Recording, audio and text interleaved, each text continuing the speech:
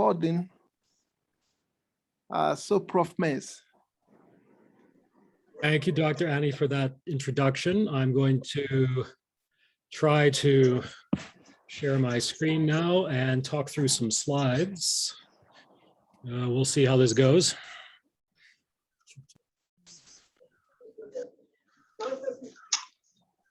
Okay.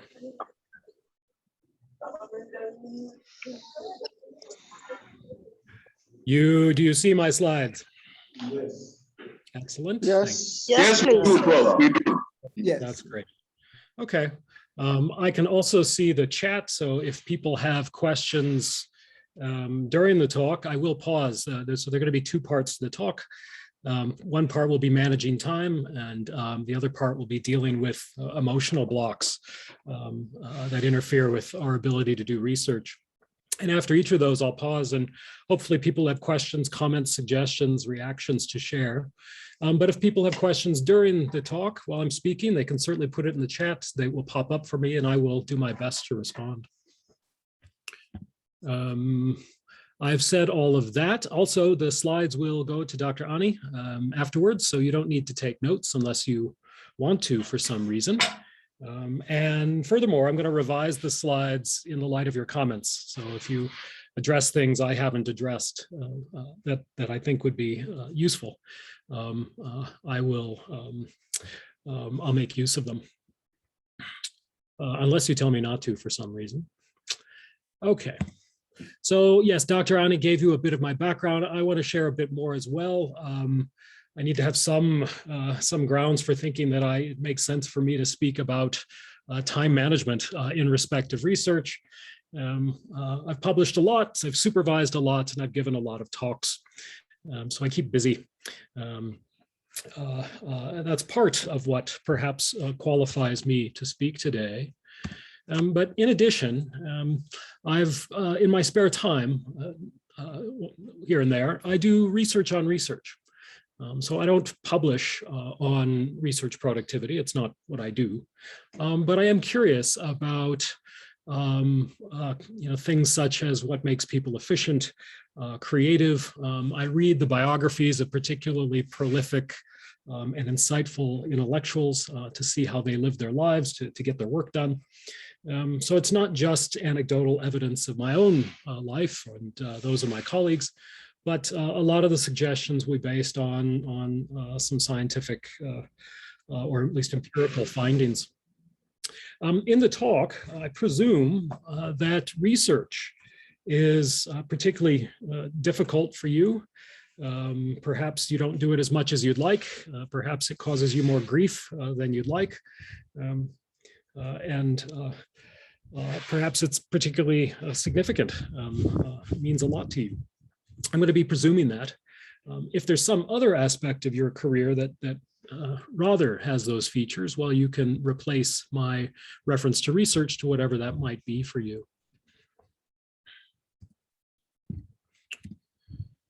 I've got 4 suggestions for you about how to manage your time so that you're likely to get more done on your doctorate or your articles or whatever your academic research might be. And I'm going to speak through all 4. We'll talk about prioritizing, framing projects, being consistent, and what I call sacralizing. And then I'll give you a big picture of my advice at the end. And again, this will run for, I don't know, 20, 25 minutes, not much more. Okay, so first things first, literally, my most important suggestion to you is to learn how to prioritize the time you've got. And so that's in light of some facts about most of us and how our brains work. Most of us have about 5 hours of fresh brain power a day. Some people have less, some, as little as 3 or 4. Some people have lots more. But the average, it looks like, is about 5. So that's one fact. The other fact, it appears, is that most of us have willpower that is pretty strong once we get up, and I'm going to presume you get up in the morning. But if you get up some other time, okay, you need to adjust for that. Most of us have willpower that's strong when we get up in the morning, and then it deteriorates over the course of the day. So now, supposing those two things are true, that you've got the most brain power and the strongest willpower, and you've got only 5 hours of the fresh brain power to use, well, then you ought to use it as soon as you wake up in the morning, and do it on the most difficult part of your career, your academic career. And I'm going to suppose that that's the research. So if you get up and use your brain power and your willpower on email or on preparing a lecture for first-year students, in my view, you are not using your willpower and brain power in the most efficient way. You're devoting it to tasks that don't need your strongest willpower and your best brain power. Your research needs that. And so my biggest piece of advice for you in terms of managing your time is to get up, eat, deal with children, pets, whatever, the less than fully rational creatures out there in your household, get them off to school, whatever it is. And then make the first thing you do, sit down and engage with your research, whether that's reading or writing or revising or sketching ideas, whatever it might be, just so that it's research related. And my advice is to make it about 2 hours a day, most days, maybe 4 days a week, 5 days a week. Doesn't have to be 4 hours a day, doesn't have to be every day, but at least 4 or 5 hours, 4 or 5 days a week. That adds up to 8 to 10 hours a week. And if you spend, 8 to 10 hours a week on your research, and you're using your strongest willpower and best brain power, you're going to make good progress.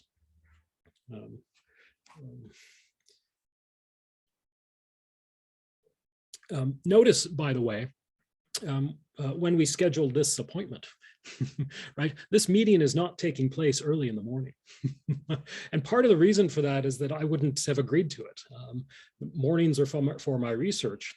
I don't need quite as much willpower and brain power to pull off this talk.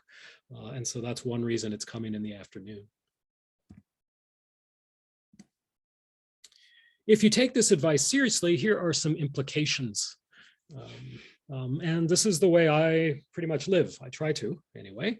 I don't go to meetings before 10. I don't schedule meetings with students or colleagues, friends.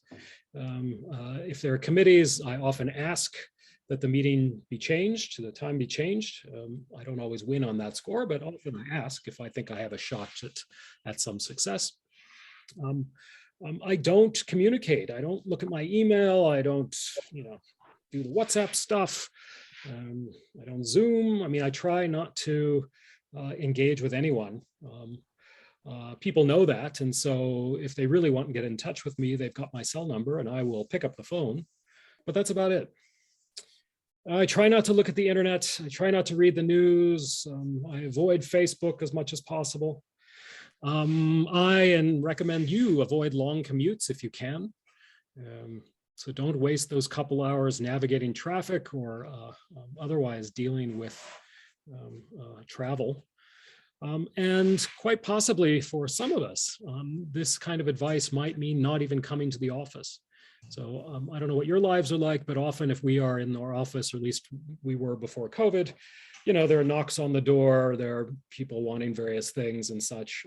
And so I wouldn't rock up to my office usually until after 10, supposing that I sat down and began work around 7:30 or 8.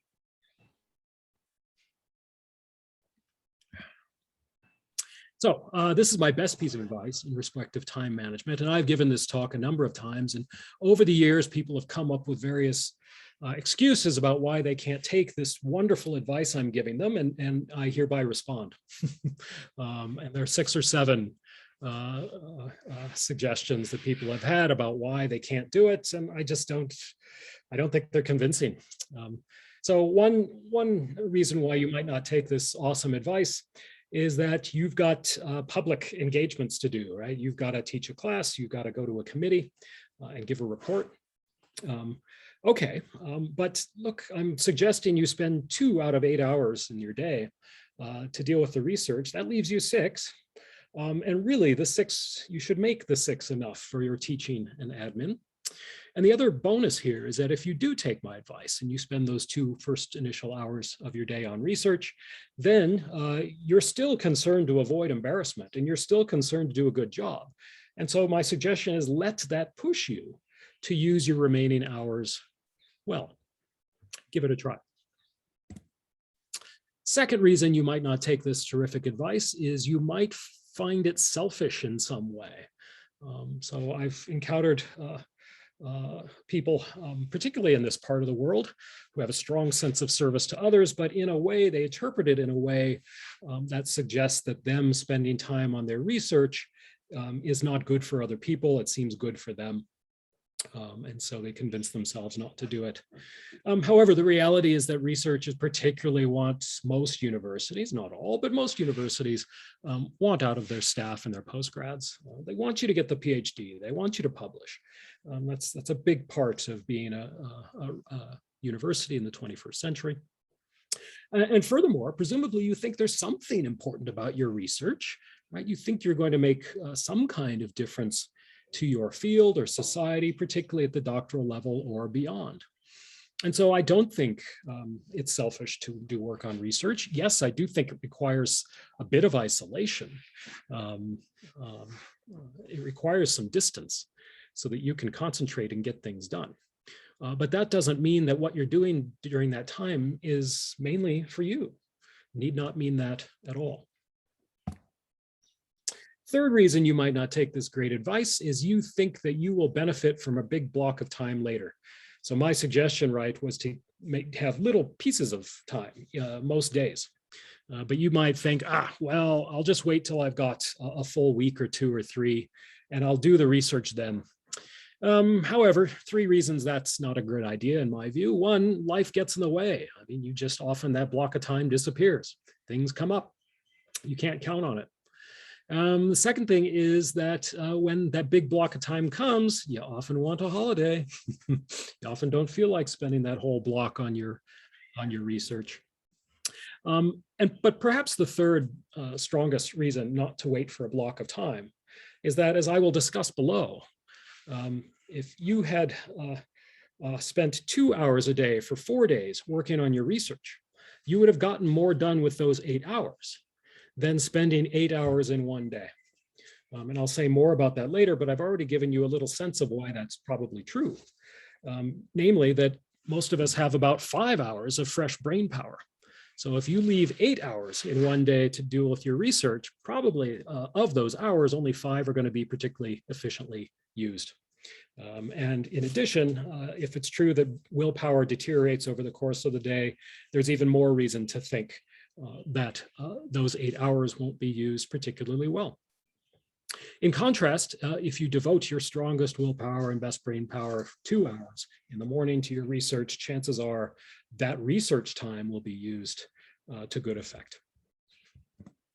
Fourth reason people have given me for not taking my terrific advice here is that some have said, well, look, I have to have a large block of time. My project is just so complex.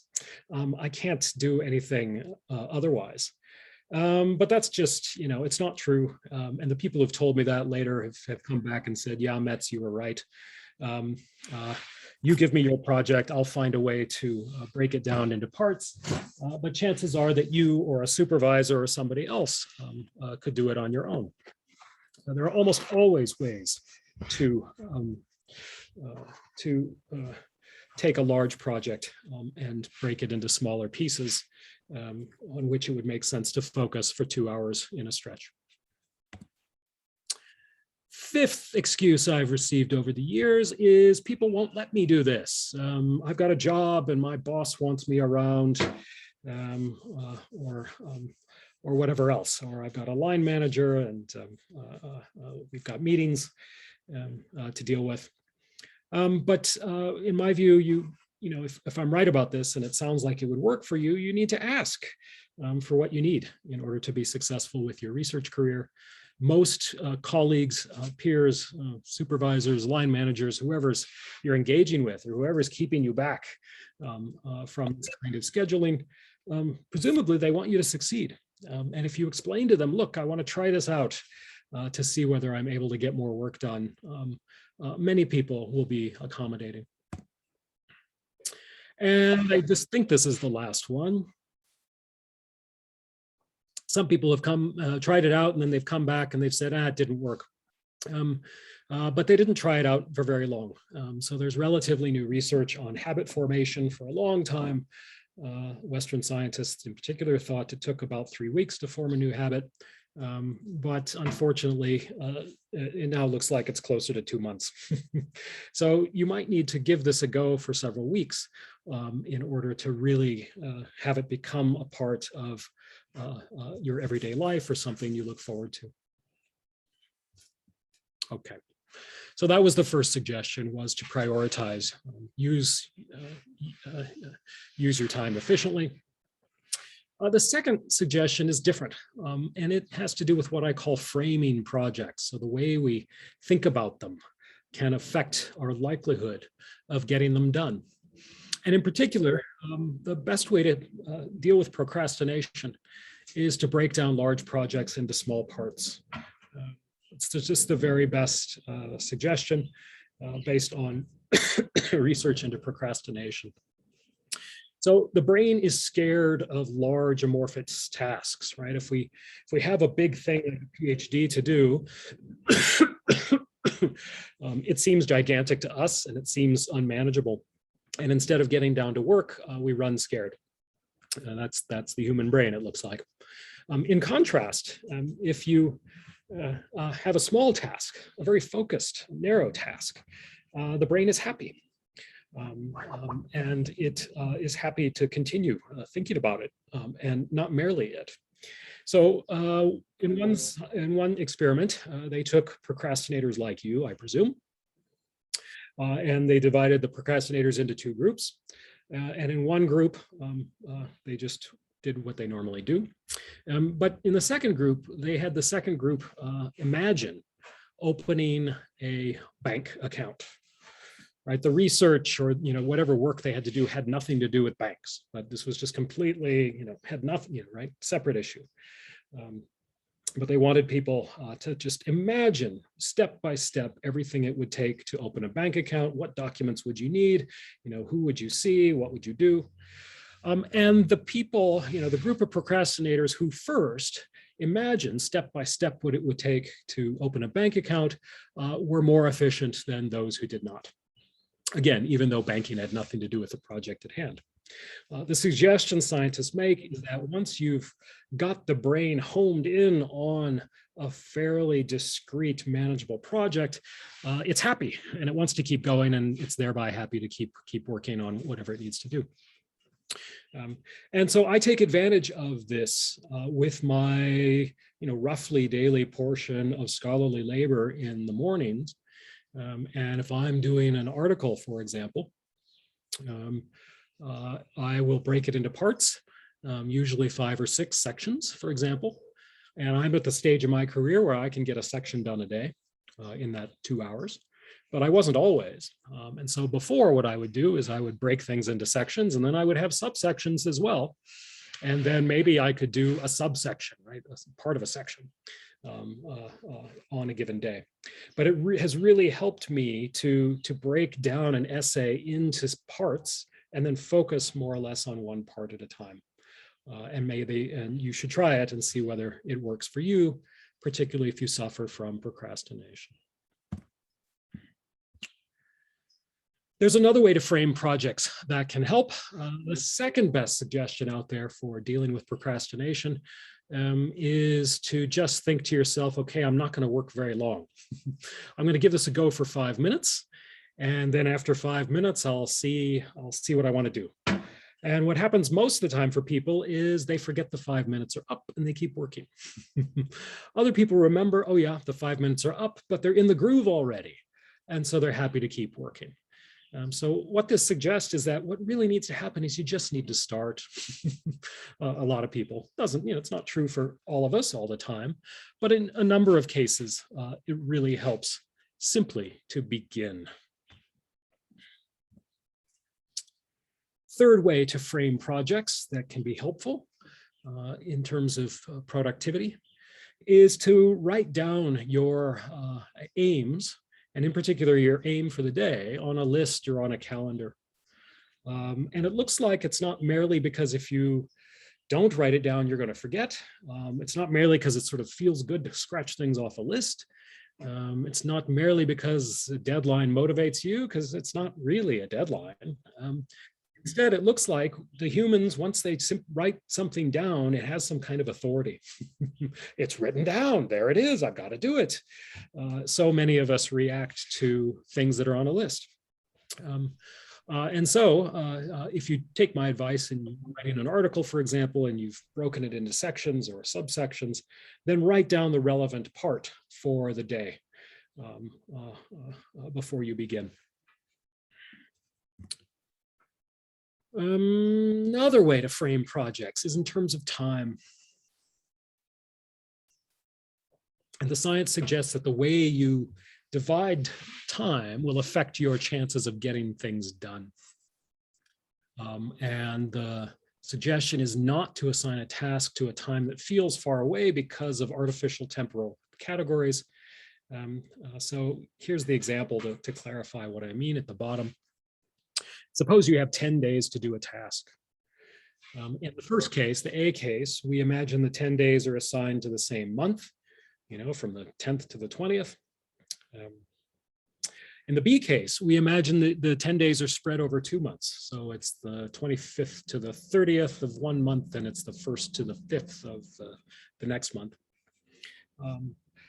So we got these two different ways to break up the 10 days, or to assign the 10 days, I should say. You're more likely to get the job done in the first case, where all the 10 days are in the same month. Why? Because your brain in the second case will think to itself, I can do it next month. So your brain will think in terms of the months involved, not the 10 days involved. And so to avoid that problem, try to keep a task within a discrete temporal period.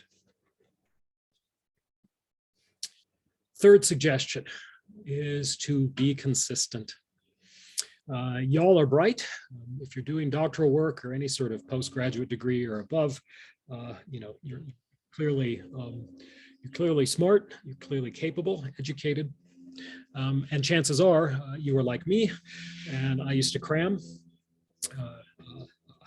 just delay when I was taking tests, for example, or meeting deadlines. And that can work if the material is simply rote, just needs to be memorized. That works. But it doesn't work well if you've got a difficult problem or you need to be creative in some way. What works much better in any event is consistently pondering the puzzle. And so the research suggests that the brain subconsciously responds well to repeated input about a specific question or puzzle. Here's one study that suggests that that's true. It was done in the US, probably with psychology students who were the guinea pigs there for all these kinds of studies. Anyway, scientists asked this class of students, how many presidents have there ever been in the United States? And they asked each student to write down their best guess on a piece of paper. Scientists collected the paper. They added up the number of answers divided by the number of answers, and there was an average. There was an average answer, and there was a certain distance between the correct answer and the average answer they received. Okay. They went back some days later and asked the very same question. How many US presidents have there been in the history of the country? And they weeded out those who had looked at Google or whatever else, looked up the answer. And again, asked the students for their best guess, totted up the answers, came up with an average. And this time the average answer was closer to the truth, the correct answer, than the previous time. And of course, the scientists did it a third time, and the third time, the average answer was closer still to the correct answer. So one explanation of what's going on here is that the students' brains were thinking about it. Right? Supposing they got no new information from Google or whatever, then the brain was drawing on its own resources, as it were, presumably unconsciously, and spitting out better answers after consistent questions posed to the brain. I think that's really interesting. And anecdotally, I can speak from experience and those of my colleagues that when we do spend consistent days contemplating a difficult matter, it's then that we tend to get the so-called shower thoughts or the insights. It doesn't come from being stressed out and needing to meet a deadline and just having 2 hours to do it. So again, my small daily portion helps me take advantage of this brain process. If I've got an article to write and I'm doing a part of it each day, then my brain is thinking about that article consistently. And so I'm able to benefit from the subconscious process. There are additional benefits of being consistent. One is it's just easier, right? The people who exercised today at the gym are overwhelmingly those who exercised over the past week or two. They're not new people, right? The ones who do things are the ones who've done them. It's easier to do them once you've done them. And so if you get in the habit, it's less of a struggle with yourself to do the research.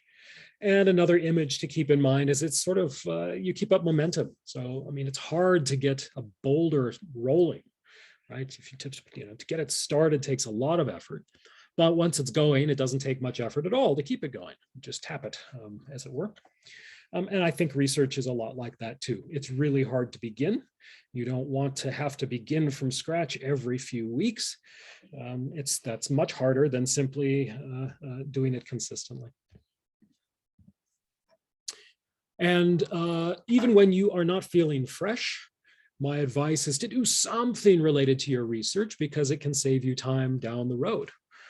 So when I'm not feeling particularly sharp and I want to get something done with those hours in the morning, I will do things like compile references or track down citation pages, or I'll proofread. I'll put my article in house style for those who know about such things. I'll get readings I need. I'll update my CV. I'll improve my social media presence. I'll do something that will advance my research career, even though it's not the particularly hard stuff. If I do that stuff, then I've got more time later when I am feeling sharp to do the harder stuff. And if this advice is good, then what it means is you shouldn't devote just a simply 1 day a week or even just 2 days a week to your research, because the hours spent on them won't be used as efficiently as if you had done little bits several days a week. Last major suggestion about managing time before I give you a big picture and then see what questions or comments you might have. And that's what I call sacralizing research, to sort of make it holy or treat it as important in the way that is similar to the way many of us treat religion or spiritual matters. So if you look at the research on becoming an expert, and that's true, this is true of any field, it looks like, whether you want to be an academic or a marathon runner or a musician, whatever it is, it takes about, on average, 10,000 hours of deliberate practice.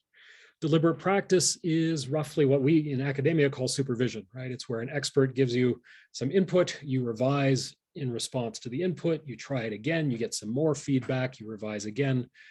That's what supervision is, and that's the kind of training that happens in music, for example, or skiing, or pretty much anything else that is complex and difficult. if you put in 10,000 hours of deliberate practice to become an expert, or you're on the journey, that journey, then clearly research is important to you. Right? Academics, scholarship, teaching means something to you. And so my suggestion is to treat it similar to the way that other things, similar to the way you treat other things that are meaningful or important to you. So observe the study time. Whoever profanes the study time shall surely put his academic career to death, with reference to the Sabbath in Exodus. So what does this mean to sacralize research? Well, one thing it means is protect that, that roughly daily portion of research time. You presumably don't say to yourself, oh, well, I can't go to church or mosque or temple. There's this really terrific soap opera on. I've got to catch it.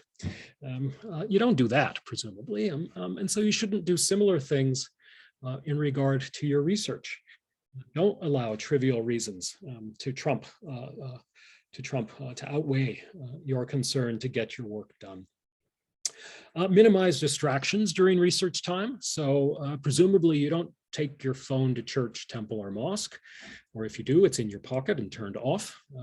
Similarly, turn off the phone, or at least keep it at some distance when you're doing your research, and that goes for other distractions like the internet. I think it's a good idea, if you can, to do your research in a dedicated place. So I myself, I've got a patio, actually where I'm speaking to you now. And I also tend to work in cafes. So I do almost no work in my bedroom or in my living room. And I also do almost no work in my office. My office is much more for student engagement or colleagues or whatever else, teaching tasks. So I have a distinct place for my research. And I think of that as similar to having a distinct place for religious matters. We have many of us have the temple, mosque, or church. I think it's worth ritualizing in some way the daily practice of writing. And there is good research that this can help tell your body to get in the right mode. So to give you, my own example is I go to my special place, I go to my cafe or my patio, and I order or make a cup of coffee, strong espresso. And then when I've got the coffee, I take off my watch and I put my watch down. And me having the coffee and having taken off my watch, I do that every single time. Once I do that, my body knows that it's time to write or do research. It's just a signal, it's a cue. And it's similar to the way many religious ceremonies begin. Often there's a song or a call or something like that to tell the congregants, look, there's a shift. It's time now to focus on what's important and not mundane.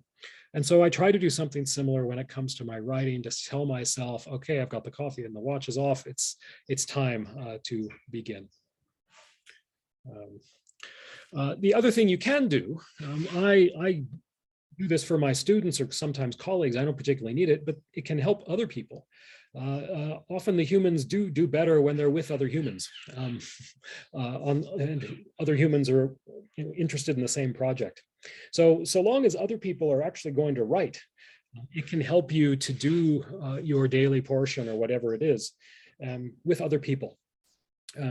So if other people are not messing around, they are writing, it's much more likely that you're going to bear down and write as well. I think I'm going to give you one slide of philosophy for today. When I say treat the intellect as holy, you could take that fairly literally. So for many theologians, our aim in life should be to imitate the divine. We've got certain godlike capacities that animals don't have. And for many theists, our job should be to protect those capacities and develop them and exhibit them.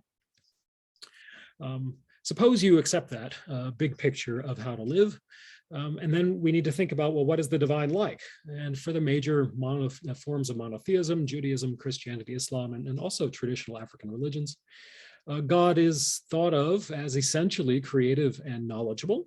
And of course, there are debates about what creativity and knowledge involves, but clearly, for all these religions, God is super creative and super knowledgeable, even if not omniscient, and even if not creating something out of nothing. So if those are two key features of God, creative and knowledgeable, then, well, what are we doing when we engage in research? Well, isn't that just being, cultivating knowledge and exercising our creativity? So if you buy this picture of how to live, then when you're engaging in research, you are thereby realizing some of what is divine in yourself. And perhaps that image can help motivate you. Here's a big picture of what I've suggested over the past, now it is half an hour and I should stop, see whether you have comments. Here's a big picture of what I've suggested, the 4 bits of advice put together. What I've been advising you to try out is to do a bit of research first thing in the morning or whenever you wake up, several days a week, at a special place away from bosses, colleagues, students, friends, family, gadgets, but possibly with writing buddies, and doing that after having written your research goal for the day on a list or a calendar. Try that out and see how it goes. Let me see what you think about that advice. Here's a good place to stop. And I'm going to stop sharing my screen and see whether people have comments, questions, problems, suggestions, anything. Yeah, thank you, Prof. So we welcome any questions, contributions too. I have one, please. I have a question, please. Sure. Okay, so Prof, I've been following your work and I realized that you publish a lot. Almost every week, ResearchGate is alerting me of a publication, either a book, a chapter, an article. I'm just wondering, how do you do it? I just told you. Because I'm sure you're teaching and supervising as well. So how do you get to publish so much? A lot of it has to do with the management of time. So very few of my colleagues will spend 8 or 10 hours a week on their research. Very few will spend 2 hours most mornings on their writing. They will wake up and they will deal with the email, or they will start marking, or they will write that report for the committee. And I just don't do that. As soon as I get up and I take care of my kids and the animals, I go do my research, and I do it for about 2 hours, more if I can, but I try to get 2 hours in 4 or 5 days a week. And if you do that, you make progress. Look, I wasn't always so efficient. I mean, I had emotional blocks, and that is the second part of my talk today. The other thing that held me back was I hadn't had mentorship of the right sort. So actually, I defended my PhD in 1995. My goodness, quite a while ago. And then I didn't publish my first real article until 5 years later. So there were 5 years of trying to publish and not succeeding, which is a long time. But eventually I was paired up with a mentor who was experienced at publishing. And at a certain point, I kind of got it. So the other thing that helped me beyond managing time, beyond finally getting over my emotional blocks, was getting the right information and learning how to package a journal article. And so that's a third kind of information that's been very helpful. to me and might be helpful to you. Do you want to follow up? Okay, so I'm gathering that you do a little bit of research every day. That's what is making you succeed. Most days, not every day, but yeah, 5 days a Okay. week. Oh, okay, 5 days a week. Okay, thank you, sir. Right. So, if I do the 2 hours in the morning, that leaves me 6 hours in the rest of the day to do the marking and the emails and the admin and the lecturing and the supervision and everything else. And that's, I really, I try to keep to that schedule and not let things muck it up. And if you read the intellectual biographies of people who are particularly productive, I mean, in philosophy, we've got Immanuel Kant. There's also good intellectual biography of Charles Darwin. And both of them had these kinds of schedules, very similar.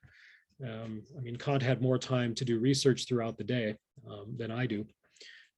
But that's the pattern, is consistency. Bits, a bit every day or most days consistently adds up.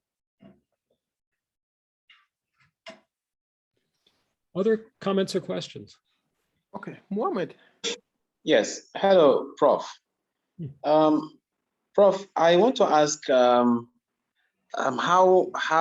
one would be able to deal with moments when it appears to you that your mind has gone blank and nothing it's like you don't feel like doing anything.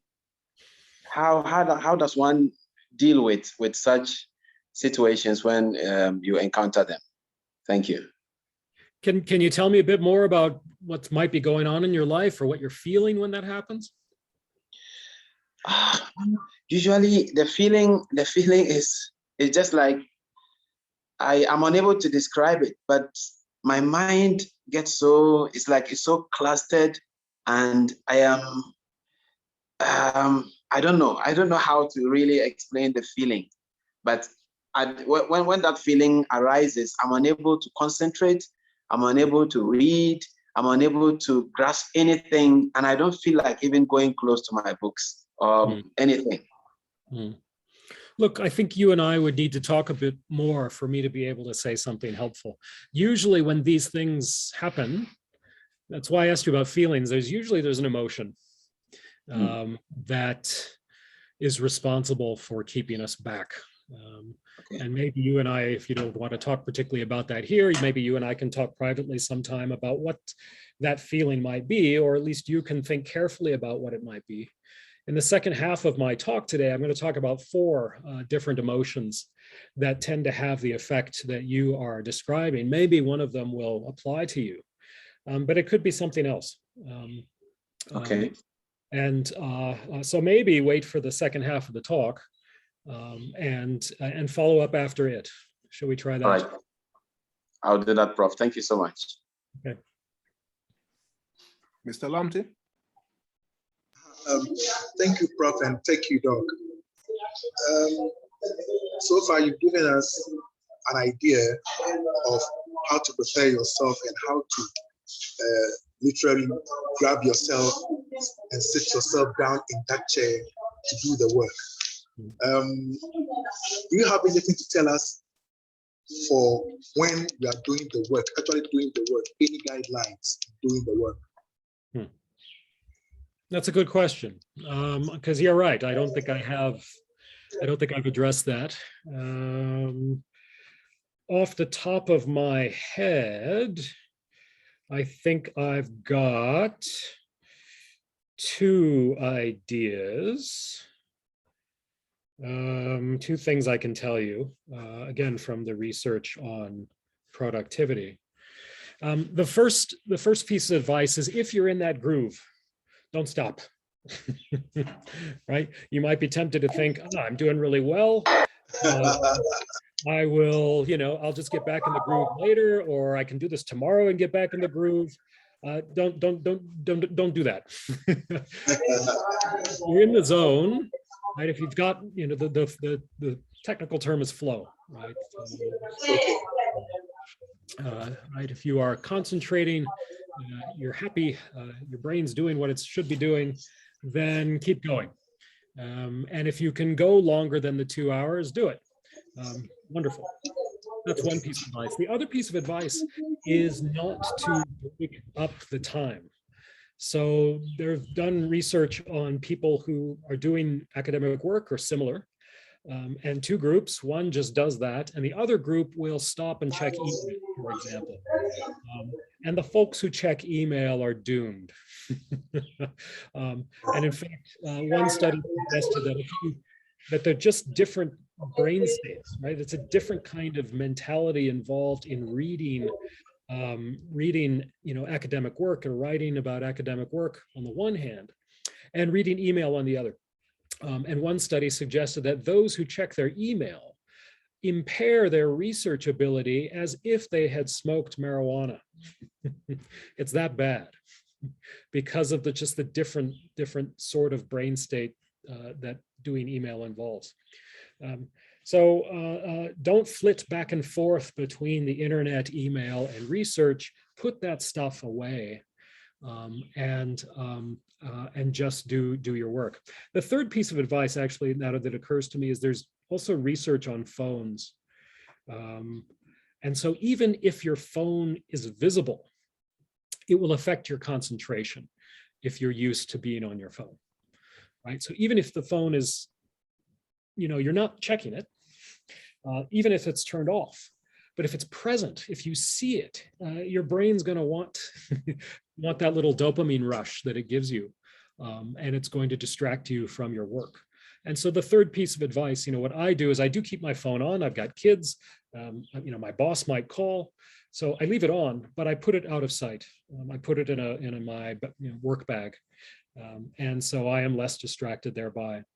So those are three pieces of advice of what to do once you're actually have your bum in the seat. I hope it's helpful. Thank you very much, sir.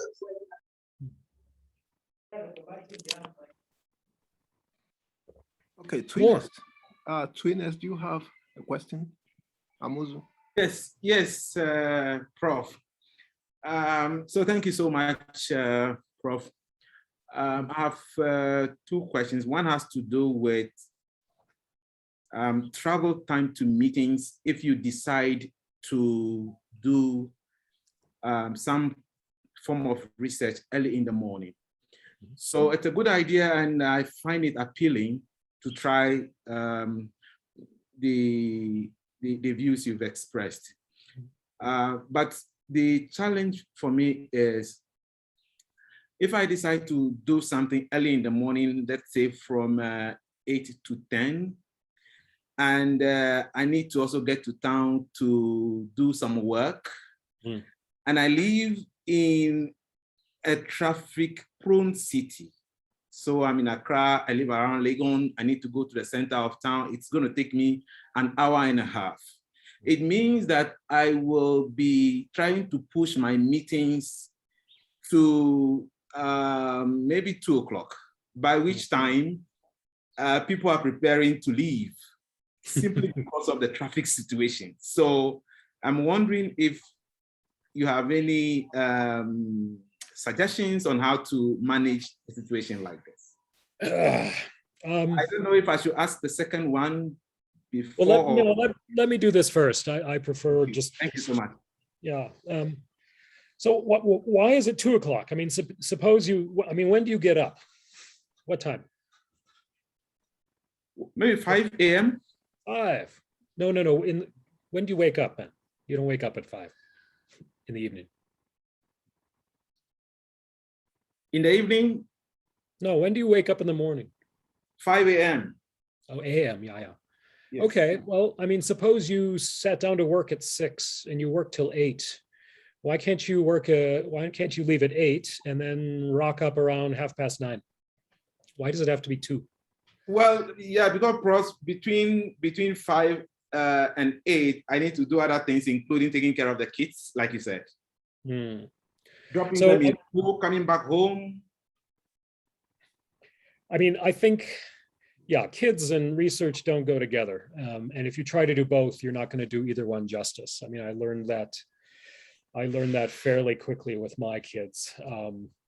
You just have to submit and do what they need, or else, I mean, everybody's unhappy. So I think, one strategy for you might be to see whether you can get somebody in to help watch the kids for an hour and a half, several mornings a week. That might be one strategy. The other thing you can consider is, I don't know how you do the commuting, but if you're in a taxi or on a bus, you could, do some of your reading and writing then. So I wouldn't just stare out the window. I would try to get some work done during that time, the commuting time. Thank you. I hope that helps. Thank you, Prof. My second question is about blocking new research work until old uncompleted work is finished. So if you have several uncompleted different pieces of work, yeah, and you're just starting new ones, I'm guessing it would be a good idea to just block time to discipline yourself and complete the old work that you started until, and then you start a new one.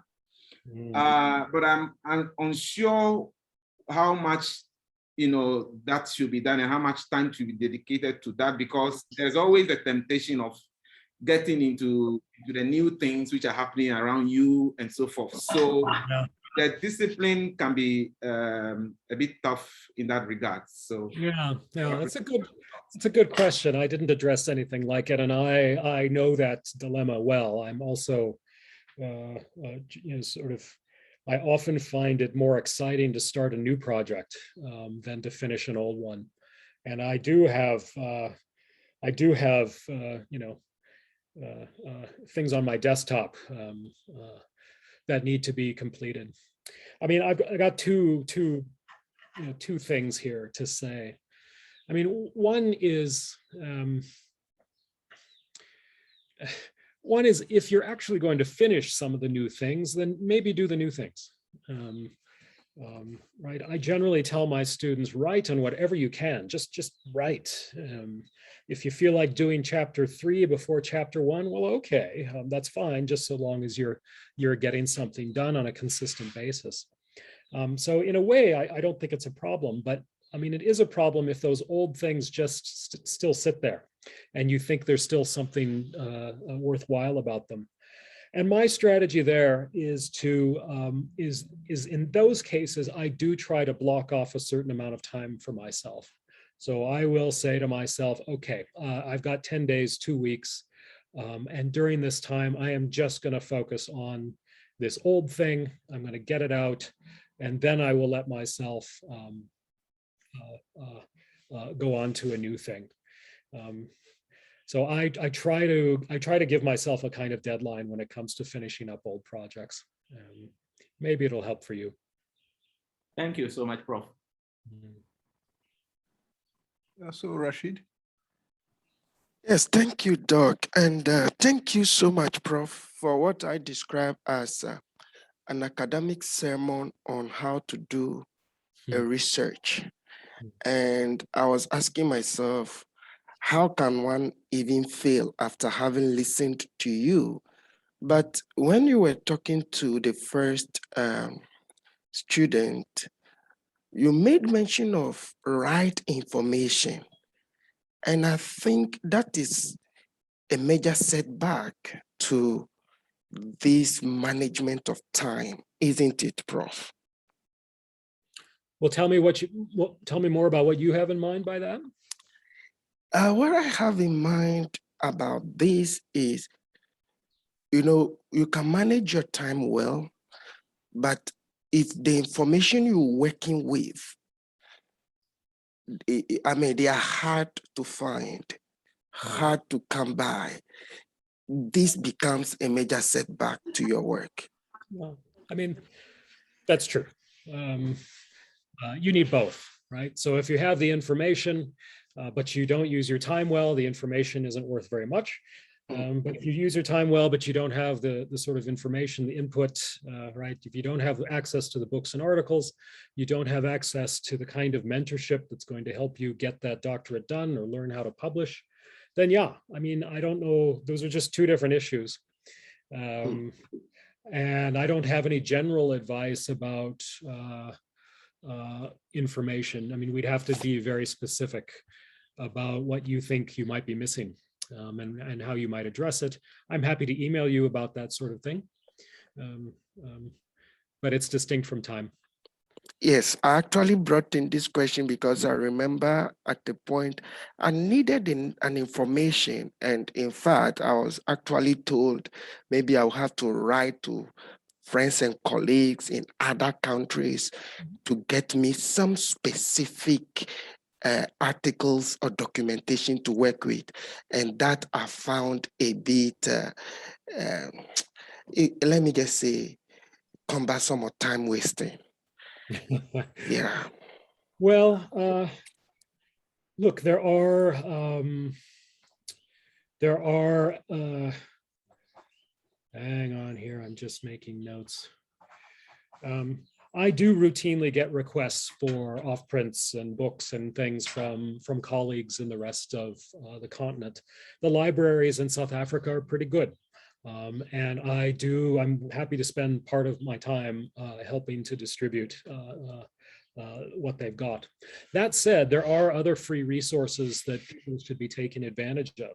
So academia.edu and ResearchGate, I think researchgate.net, they are massive databases of articles, and they're available for free. You just have to sign up. It takes 5 minutes to log in. And not everything is there, but an awful lot of stuff is there.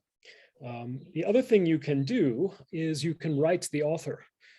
So if the author, you just email addresses are usually readily available on the web. Most authors are, in principle, happy to share their work with potential readers. And so I often also get requests and I answer them. Here's a copy of the book, or here's a copy of the paper. I don't think you should be shy about that. It does take time to do these things, but I don't see what the alternative would be. Thank you very much, Prof. Thank you. Yes, and I thought I could chip in a few things regarding Rashidi's question. We have a university library, and our library has an electronic section. And that electronic section has an internet presence called Article Request Service. When you go to BAM Library and check out the BAM Library services, you will see Article Request Service. You fill in the credentials of the publication you want, and I think 95% of the time you get them, particularly those that that you have to pay to, that you have to buy online. Many of these articles that require subscription fees and all that. When you request them from the library's electronic section, you get them most of the time. So I think that is another avenue that has helped me a lot. Thank you very much, Doc. Thank you. I think let's move on to the second part of the presentation.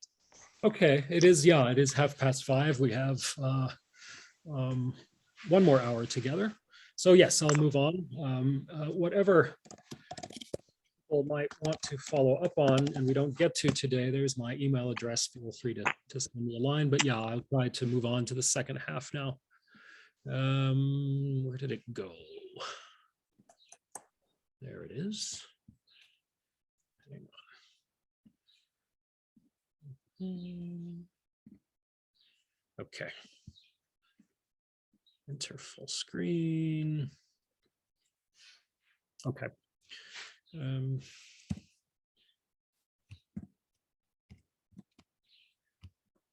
Okay, so I told you a bit about myself in respect of time management. I want to say a little bit about background in terms of research on emotional blocks to writing and doing research.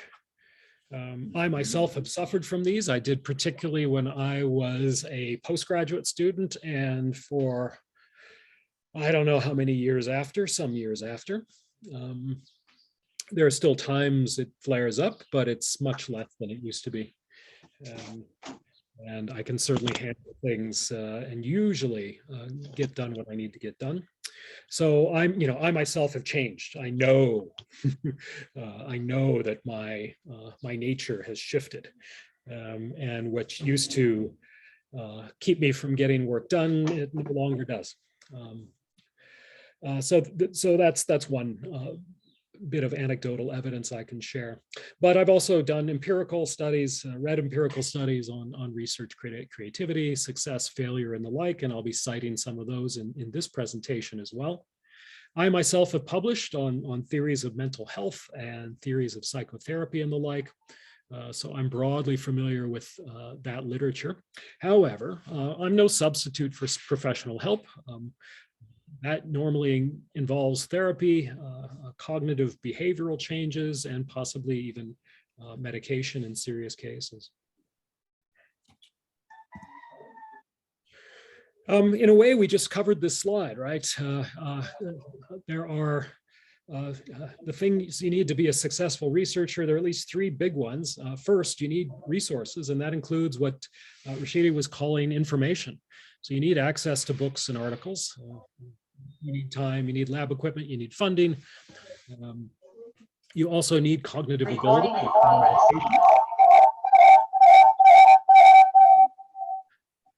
But the third thing you need is what I'm calling emotional stability. So if you got the time and the information and the funding, and you've got the education, but your emotions are getting in the way, those first two aren't going to be enough. It's unlikely you're going to make good progress simply from having the knowledge and simply from having the resources. You've got to have a state of mind that is going to support your motivation, your concentration, your creativity, and indeed your collegiality, the way you interact with other people. And so in the rest of my time with you today, I'm going to focus on number 3. And more specifically, I'm going to point out different kinds of emotional instability that inhibit research, and they tend to do so in different ways. And sometimes it can just help to have named the emotion or the feeling that's keeping us back. That can itself be some kind of progress. I'm going to point to long-term solutions to those kinds of emotional demons.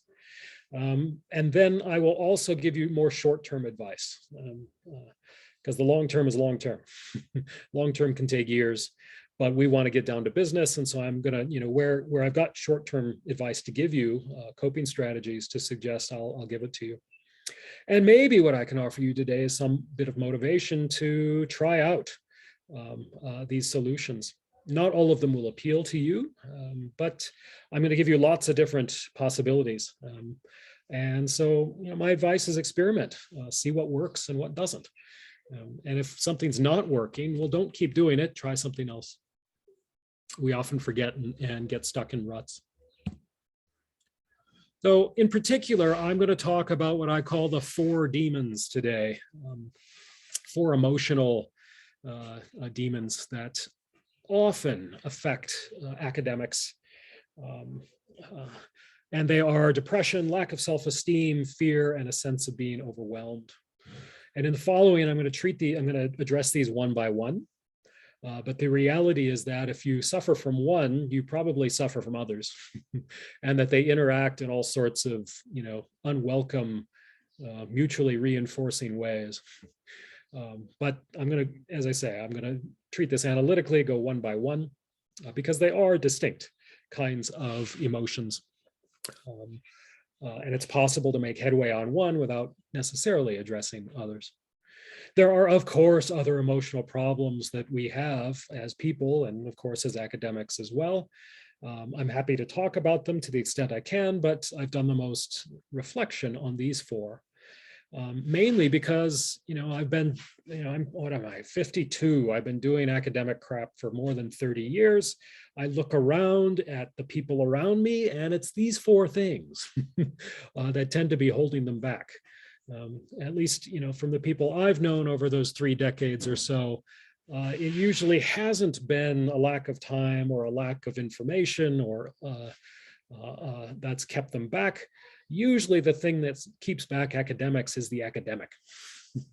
And in particular, these 4 emotional problems. Plus, the other reason I'm picking these 4 is that often we don't know what to do about them. We've got them, we feel stuck with them, we don't know how to move out of them or improve our lives. But I do think there's concrete advice to give about them. So we move on to depression. No, we've got one big picture about the 4 demons, actually a couple. So before we look at them one by one, I do have some big picture advice about all 4. They just don't go away on their own, right? You can't expect to sort of wake up one day and all of a sudden have a lot of confidence. So don't engage in wishful thinking. Don't think that, okay, the day will come where even though I haven't changed anything about my life, I will no longer be depressed or fearful or what have you. You're going to have to confront these issues if you have them. The other thing to keep in mind is that you really can change, and the evidence on this is pretty good. There are chronic conditions, of course, particularly with depression, but for most of these things, if you put consistent work into them, you can live a better life, and at least in respect of research productivity. And the other thing to keep in mind about them is that if you do deal with them, they don't have to overwhelm you. So often we're scared of confronting these things because we think we're going to fall into a pit of despair or just be utterly frazzled and unable to do anything. But you can grapple with these things from time to time in waves.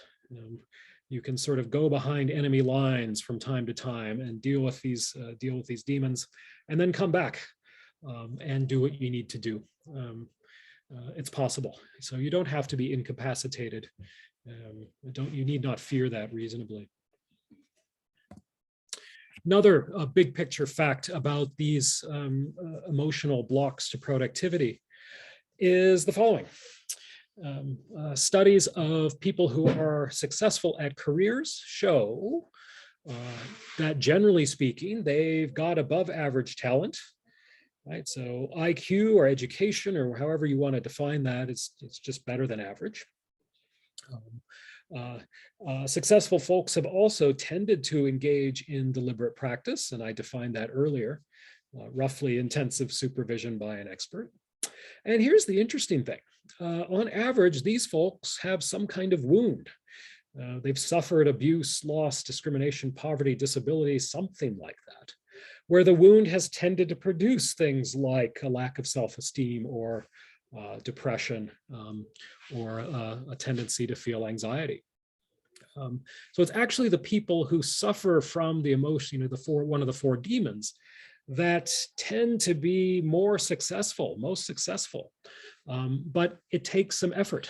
It takes some way of grappling with the demon and turning it around to your advantage.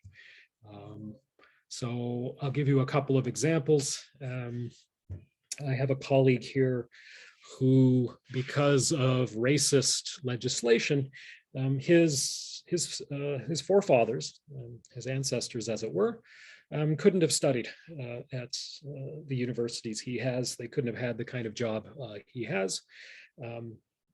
And it's affected him. I mean, the way his family was treated has made him feel disempowered and out of place even. I mean, there are times he wonders whether, it doesn't feel like he belongs in an academic environment because of the messages he's received.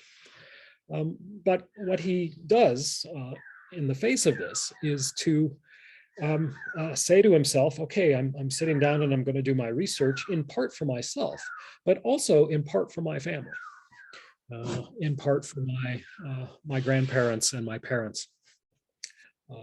So he's got a wound as a result of discrimination, but he's tried to make use of it. He's tried to harness it in a way that will make him productive. I know another young lady, she's very self-critical. So, I mean, she's got voices in her head, her voices, it's not schizophrenia, but she's just prone to thinking lots of critical thoughts about herself. But those voices shut up, as it were, once she's in the middle of reading a book, or once she's really doing, in the flow of grappling with a philosophical problem, or once she's sort of figuring out how to structure a paragraph in an essay. So she too has problems, but she's found a way to make research a kind of escape, where she's happier, her happy place to go when she's doing writing. So those are two examples. There might be others, but my advice is if you've suffered from a wound and you've got one of the four demons to grapple with, try to think big picture about how you might turn it around to your advantage in some way. Okay, so let's talk about the four in particular now. Depression is the most serious and the most recalcitrant. It's the hardest beast to defeat. I'm going to, for each of these, I'm going to define it, give you characteristic features of it. So if we're depressed, we are listless. We don't want to get out of bed or be conscious or be alive. We're not motivated to work. We want to escape in some way. We feel inadequate, hopeless. We're dissatisfied, despondent, irritable, and miserable, and perhaps not about a specific event, but just simply miserable. That's it. That's what depression is. It's some cluster of those features. The more of them you've got, probably the more depressed you count as being. The long-term solution, the thing that takes often years, is to change your brain. You've got to change the chemistry, the neural pathways, and usually that's done by way of psychotherapy on the one hand, or medications on the other, and perhaps both. That's what works long-term, but short-term, here's some advice. The first piece of advice is to feel whatever it is you are feeling. And in particular, it looks like a common cause of depression is being angry and not letting yourself feel the emotion of anger. And so it looks like a lot of depression is a function of having some kind of emotion, in particular anger, that is suppressed and not felt. So although it can be scary to feel intense negative feelings, to get through depression, you're probably at some point going to have to let yourself feel them and be upset. But the other thing you can do beyond actually feeling upset is to try to cultivate positive feelings at other times in the day or week or whatever else. And so it's important to set time aside to think of good things that have happened to you or that you've done. And indeed, more specifically, number 3, there's strong evidence that keeping a so-called gratitude journal is really useful. So simply taking time at the end of the day, for example, to write down 3 things that were good about the day. Did somebody say something nice? Did somebody give you something? Did you do, make headway on something? Did you do something nice for somebody else? Just make a list of 3 good things, or as many as you can. And if you do that every day, those people tend to be happier and less depressed than those who don't. There's also evidence that simply, the gratitude journal is being grateful and appreciating it, what others have done for you. But there's a further step you can take that research suggests is helpful with depression, and that's expressing thanks, right? So going out of your way to actually communicate to others that you appreciate what they've done for you, that often makes people feel better. Do what you can to get the focus off yourself. Do things for other people when you're low. Spend time with others. You often don't feel like it, but it really does help. Isolation doesn't seem to improve depression. Spending time with others, even if you're not inclined to, does seem to help. Scientists have known for decades that the more news you are aware of, the more depressed you are. It's a sad thing. For academics, we want to know what's going on in our society and our world.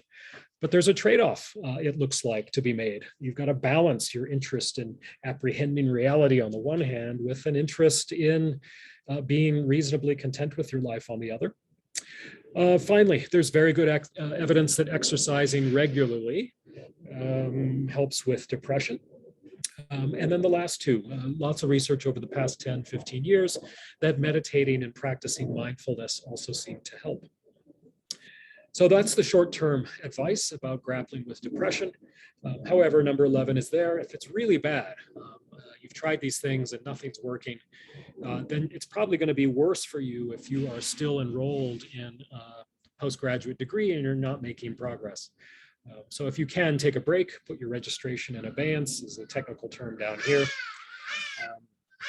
and do what you got to do. That is depression. Second one, lack of self-esteem is different.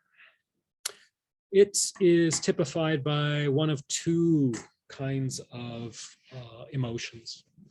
So on the one hand, if you lack self-esteem, you might have the lack of the sense that you and your projects are valuable. Instead, you have the sense that you're worthless or what you're doing is pointless. So that's one aspect. But another aspect of lacking the self-esteem is lacking confidence in your ability to get done what you think is in fact valuable. And so if that's the aspect of lack of self-esteem you're lacking, you'll tell yourself, oh, I can't do it. This is pretty cool, but I just can't do it. And those are two different things. If we really had time, we could talk about them separately, but we don't. So let's just put them together. Psychologists tend to do that. If you lack self-esteem, it's a common source of procrastination, perfectionism, just avoiding doing what you need to get done, right? If you think yourself or your project is worthless or you just can't do it, you're just not going to be nearly as inclined to do your work. Now, the long-term solution to lacking self-esteem, so far as I can tell, is making accomplishments. And the way to make accomplishments, I've pointed out, is deliberate practice, roughly supervision from an expert. So that's the long-term solution. Unfortunately for the humans, that long-term solution is of very little use to us because at the bottom of slide 37 here. Research success is what most produces self-esteem. But as you know, you need self-esteem in order to become a successful researcher. And so the humans are we've got a puzzle, catch-22 here, right? If you get lots of publications and accolades for your writing, well, chances are you're going to begin to think that you're doing something valuable and that you're capable. But how do we get those publications? How do we get those degrees? When we lack self-esteem in the first place. It's a real sad fact about the human situation, I think. However, I do have a number of short-term suggestions that might boost self-esteem enough to get you some research success, which success would in turn produce more self-esteem. So hopefully you can get on a sort of positive, virtuous cycle. So, number one,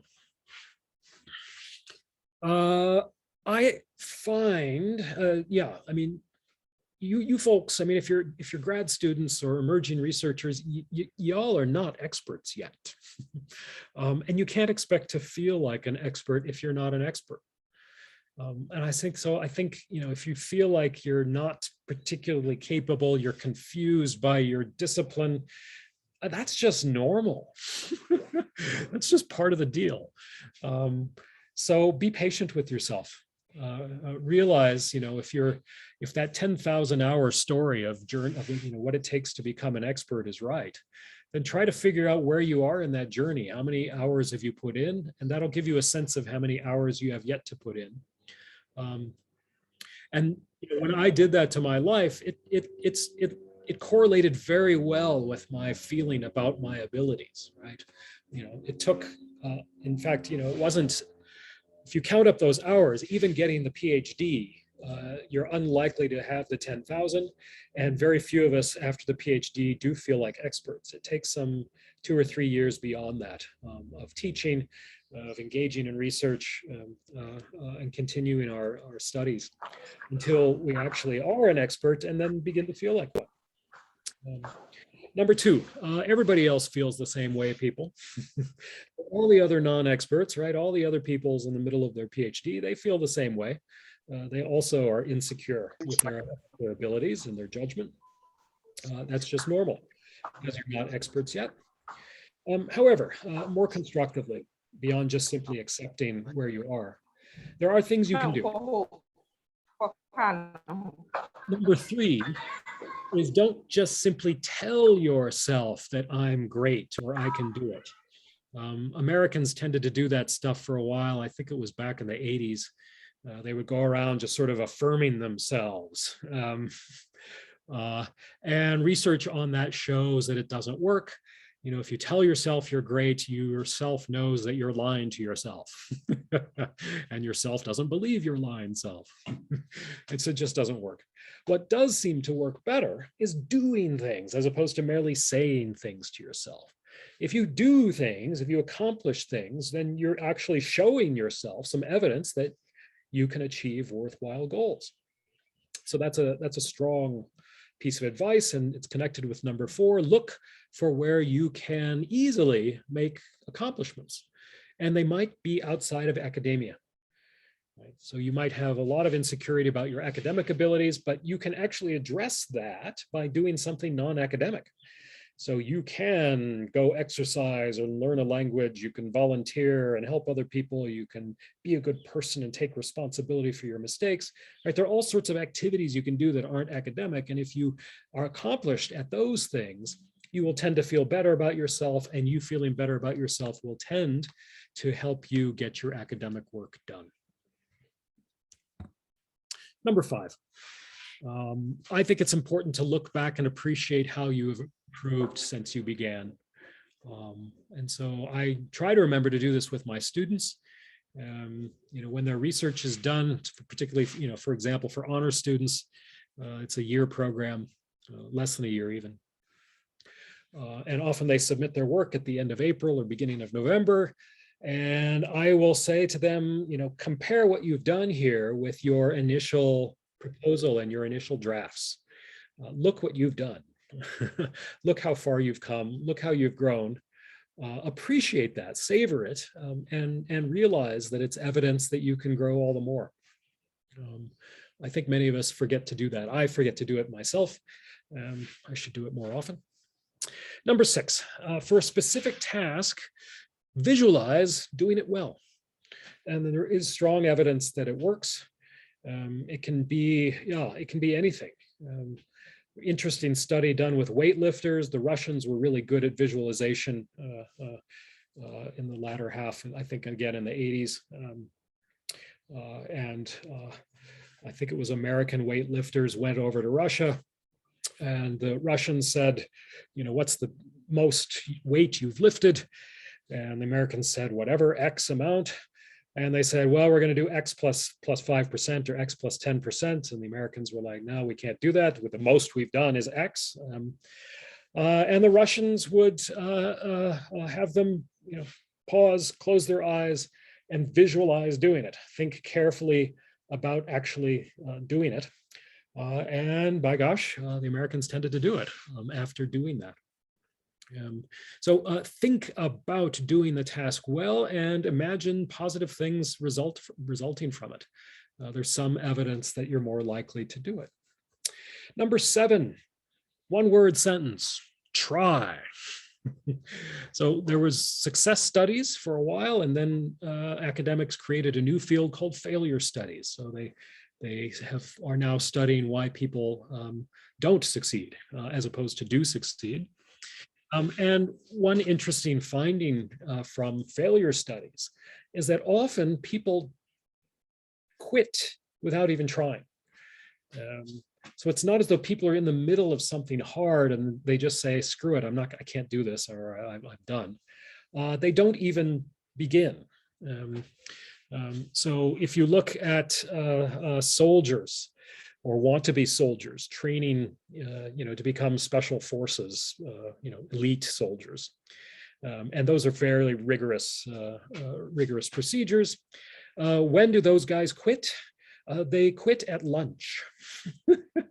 It's during lunch that they say, I'm not going to go back out and try it. It's not in the middle of the actual difficult grunt work they're being made to do. It's at lunchtime.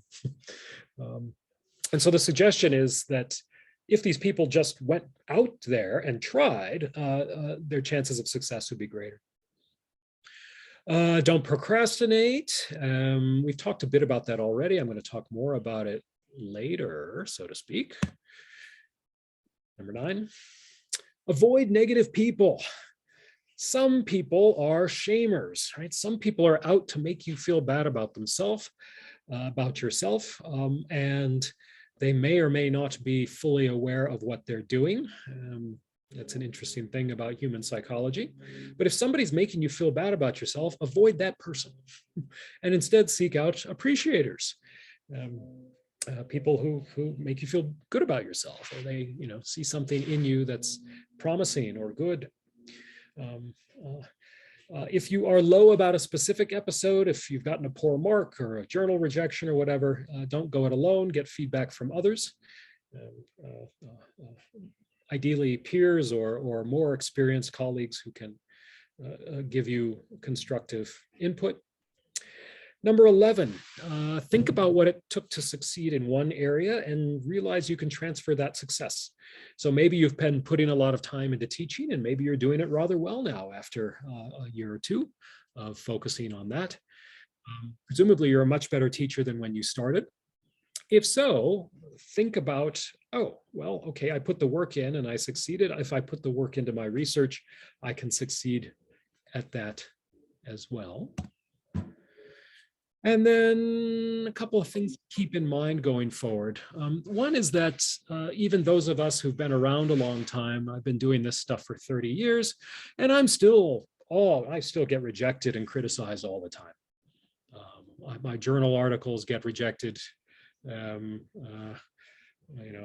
People have critical points to make about drafts of my work.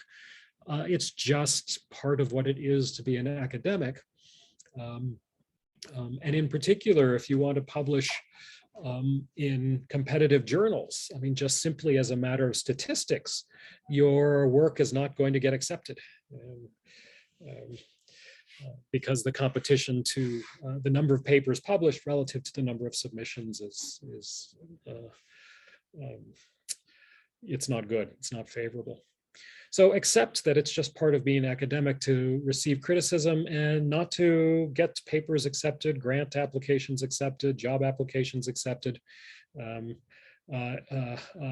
That's just part of, it's not, you're not special in getting rejected, as we all do. I certainly still do. And then the number 13, keep in mind that earlier slide about what it takes to succeed. Right? Remember that if you've got above average smarts, which you do, and you engage in deliberate practice, which I presume you can if you've got supervisors or mentors, if you have those things and you keep at it, well, you will improve in time, but you just have to put in the work, and the work under the guidance of an expert.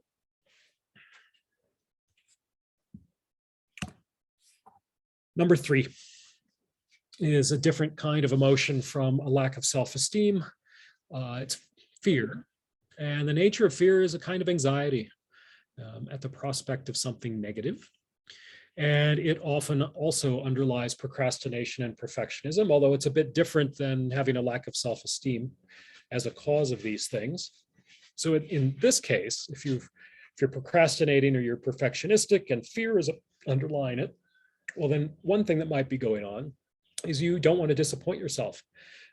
You're scared of disappointing yourself, or you're scared of others seeing you in a bad light, and so you don't do anything.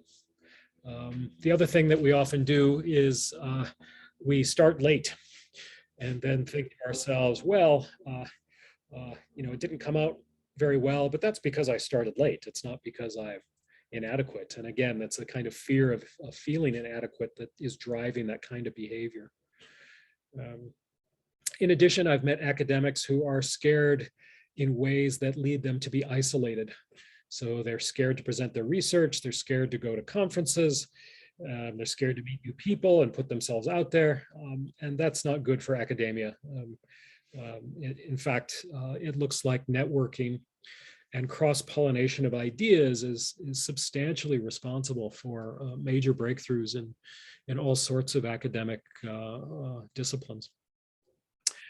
The long-term solution to dealing with fear is familiarity, right? So the fear of something tends to reduce the more you expose yourself to that thing. Usually we don't want to jump in whole hog, we do it bit by bit or incrementally. So that's the long-term solution, is to put your toe in the water and keep at it, keep exposing yourself to new interlocutors, to unfamiliar audiences and the like. And it gets easier over time. However, I've got short-term advice about dealing with fear for you, because long-term is long-term. I think the first, probably the most important piece of advice in dealing with fear is this slogan. It's the title of a self-help book: feel the fear and do it anyway. So judge whether the feeling should determine your decision, as opposed to simply automatically avoiding what you're scared of. So I know people who feel a lot of fear, and if they feel the fear, they sort of, that's enough reason for them just to not do the thing. That's enough evidence for them, but it's not. I mean, they should be thinking, pausing, judging, thinking about whether they have good reason to do the fearful activity anyway. And then if they do, they should do it anyway, even if they're going to continue to feel afraid. So I think it's a deep truth about human life that you ought not always follow your feelings. Sometimes your feelings are wrong about what you ought to do. Furthermore, sometimes feelings change in the wake of behavioral change. Right? So if you just if you choose different paths, you can oftentimes expect your feelings to come along for the ride.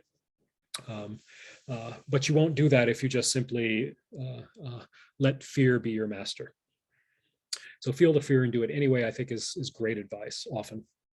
Think about, number two, think about what it took to overcome fear in one area. And a student gave me this example. She was scared of dating on Tinder, a dating app. She did it anyway. And it helped her when she was thinking about research, because she was like, well, I was scared about that, but then I did it. And so I'm scared about research, but I can do it. That helped her. When you give a talk, take an attitude of wanting to learn and share ideas. And you can even ask for help from an audience. And that's quite a different orientation than trying to defend your position from attack. Once you become defensive, you ironically become more vulnerable. Number four, don't go it alone. If something bad has happened, get input from collegial appreciators, as I've called them. You might do it before or after you submit whatever it is, present whatever it is. Don't fool yourself that you work best under pressure. Yes, you are smart and capable, and you can get a lot done under pressure, but you would get a lot more done, and it would be better if you started earlier and you worked consistently. Number seven, use so-called failure as an opportunity to grow. So if something has come off, if something hasn't gone the way you would have liked, there's a human tendency to want to forget about it, but don't do that. Engage with it. Don't ignore it. Instead, try to redeem it in some way. Make something good come of the bad. That's what makes us strong. And that's what makes us live good lives, because we can't expect to avoid failure completely. The best thing we can do is try to learn from it.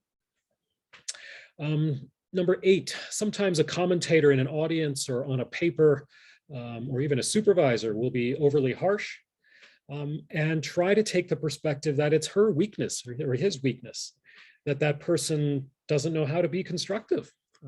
It's a problem with that person, that they can't, they don't know how, or they're not interested in providing feedback in a way that would be helpful.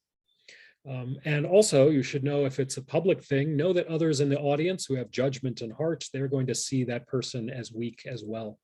It's not going to come off poorly for you. Last one, before we open up for more comments, questions, reactions like we did before, is the sense of being overwhelmed, which I think is different from the other ones, or maybe it's a specific kind of fear. It's often defined as anxiety in the face of a project that appears large and amorphous. And so notice here, I'm focusing on the emotion, the sense of being overwhelmed. I'm not focusing on actually being overwhelmed, right? That's a different issue, right? If you are in fact overwhelmed, that means you have too many tasks or too many demands. And so you need to manage your time roughly and learn to say no. Right? I'm instead focusing not on having too much to do, but rather feeling like it's all too much. That doctorate is just too big. I'm overwhelmed by my PhD. And that too is a source of procrastination. And the long-term and short-term advice is identical in the case of feeling overwhelmed. There's basically one solution. If a task is large and amorphous, there's one thing to do: break it down into small, discrete, manageable parts. And I've already mentioned this in the bit on time from earlier in our engagement today. If you're writing an essay, divide it into sections, even subsections, and then focus on one part at a time. Your brain is much more likely to be happy and not afraid of the project once it's thinking just about, for example, what do I do in my introduction? Right? I'm not going to think about the rest of the paper. I'm just going to get that introduction done today. What do I need to do step by step? It really will help many of you if you approach your work in that way. Make a list of the parts of the essay, put them in order, tick them off as they're completed, write them down on a calendar or a list, do one part a day, and start with the easiest one, as that can get you going. That is enough for emotional blocks to research productivity. I'm going to stop sharing. We've got, it looks like, almost 20 minutes left together. So I'm happy to take comments about this material or even the earlier material. I'm also going to move inside where I can get some light, but we don't have to stop because of that.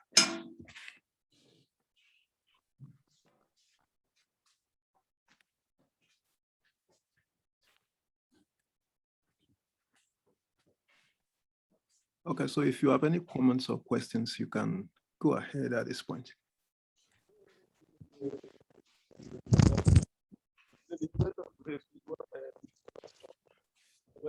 How far might be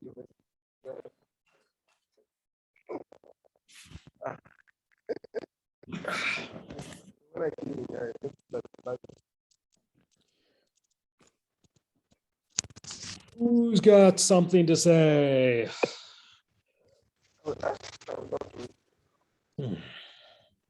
Yeah, Raphael, I'm afraid your line is not very strong. So perhaps you might want to write down your question so that Prof can read it in the chat. Yeah, that'll work.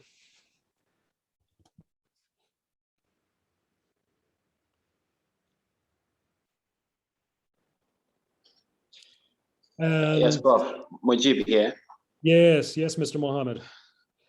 Yes, having listened to this part of your presentation, I am reflecting back to the question I asked earlier, not being able to concentrate and do anything.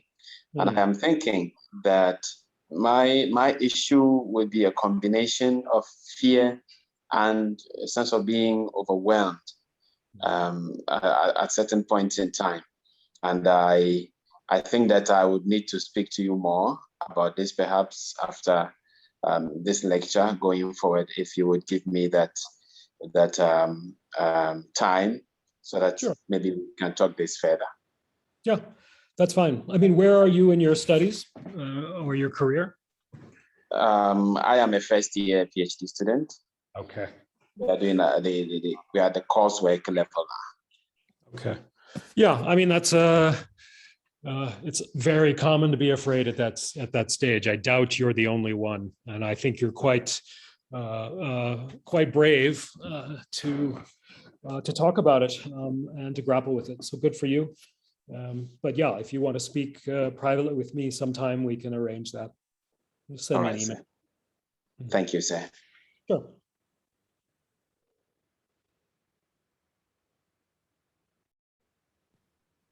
Rashid, you can go ahead.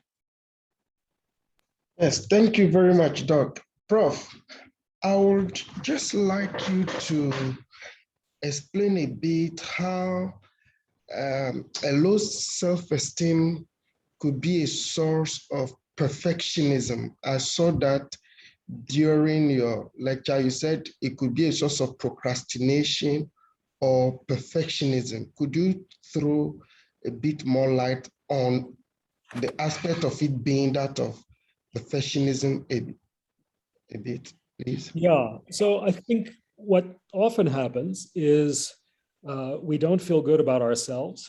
And then we set up high standards. We sort of have the sense that, well, in order to be good enough, we have to be ideal, we have to be perfect. And that's, I think, part of dealing with self-esteem is accepting limitations and accepting that good enough is good enough. And so we think I mean, I'm not sure I can explain it much more than that, but it does seem to be a correlation between not thinking well of oneself or one's projects and having really high standards. The people I know who are most confident about themselves, they accept the good enough is good enough. They don't try to make things perfect. They don't need it perfect to feel good enough about themselves, I think, is what's going on. Okay, so as a perfectionist as I am, I just have to listen to your advice and begin to take good enough being good enough. Yes. Yeah, I think that's right. I mean, I think, yeah, it will help you. And in fact, you're more likely, I mean, you know, maybe I shouldn't say this. You're more likely to get closer to perfection if you just do good enough consistently. Right? If you've got really high standards, it's inhibiting because who can meet them? It shuts you down and keeps you from working. Whereas if you do good enough consistently, you'll get better and you can become very good. But with the competitiveness of our culture, you just want to be, you know, in pursuit of the whole degree, the thesis, writing it. We just want to produce something that in one way will be judged to be the best. So the drive for perfectionism is there. How could you? No one's doctorate is the best. It's look, maybe I'm too pragmatic about these things. I mean, I almost think what I'm about to say. I almost think that a PhD is a tool to get a job. I don't fully believe that. I do think we learn a lot when we do a PhD. Something about that kind of large project and intensive focus on one topic for about 3 years that I do think changes us and makes us better scholars and teaches us something. However, I mean, you've got so much more time beyond the PhD, and will grow in so many other ways. And very few of us have made careers out of our PhD. It happens sometimes. Sometimes that happens. I can point to a few, but not many. A number of times, you know, at least in my case, I didn't end up publishing anything from my PhD. I tried, I failed for several years, and then I moved on to, I acquired different research topics. And very few scholars after 10, 20 years think about their PhD at all. It's not, it's a huge accomplishment.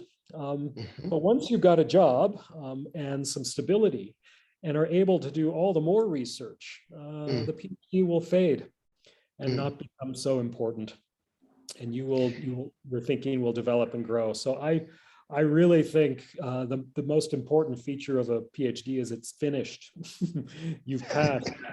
You can move on. That's the best feature. Thank you so much for this advice. God bless you. Go well.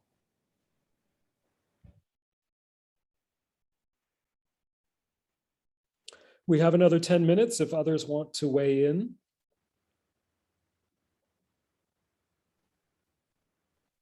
Abigail. Thank you. Thank you very much, Doc.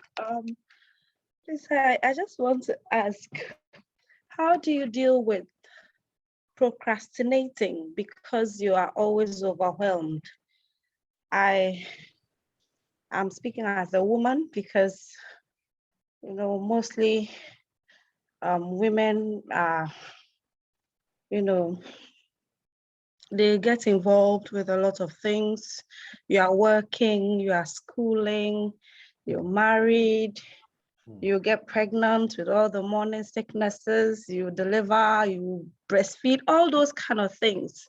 So how do you combine this with academic work or maybe with research when you cannot find specific time for yourself? I don't know. It's different. It's different than the stuff I've been talking about the past 2 hours, Abigail. So, and not even the advice I gave about managing time is going to help you. Because I mean, the reality is, and I know this is true of women. Women, often if they've got the job and then they've got the kids and then they've got the house to look after as well. And it's just it's unreasonable. I think it's unfair. To boot. So the only solution I think for you is to try to get some help, to free up time as opposed to have time that you need to use efficiently, right? Those are two different things. You need more time. And that's different than the kinds of issues I spoke about today. And so if I were you, I'd be thinking about, could family come and look after the kids for, an hour and a half, 3 days a week? Or could my husband look after the kids for a certain amount of time on a regular basis each week? I would want to get some help if I were in your shoes. I think that's probably the only solution so far as what you've said to me. All right, thank you. I hope it's an option for you. Actually, I'm speaking on behalf of all women, even if some of us are not married, we certainly will get married along the line. And as PhD students, most of us would like to go into academia, teaching, doing research and all that. And so certainly these are things that happen to women. And I don't know if you would have achieved the same heights if you were a woman. I don't know. Well, careful. I was the primary caregiver for my kids. My wife, my ex-wife, was a very busy lawyer. I was the main one looking after the kids. But what did help us, admittedly, was in South Africa, we could afford domestic labor. And so we did have a nanny to help look after the kids. And we did have, she also spent a lot of time cleaning and sometimes cooking as well. And that really, without that, I don't think we could have gotten where we did. So that's right. Thank you. Yeah, one thing is pick your husbands well. Men can change, men can negotiate, men can certainly cook and clean. It's within our power. And there are some societies where the work is nearing 50%, nearing 50-50. So America, and I think Norway and Scandinavian countries more generally, we're almost to 50% of men taking 50% of the work. Not quite, but we're pretty close. So when you're picking, you got to make it clear what the terms of the arrangement are going to be.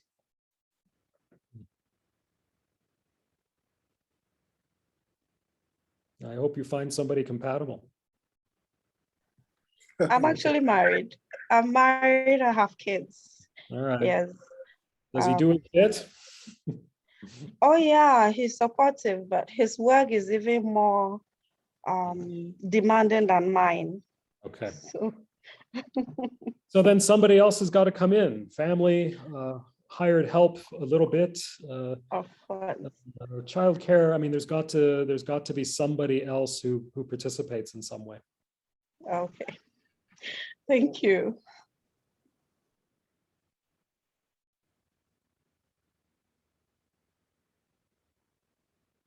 Anything else?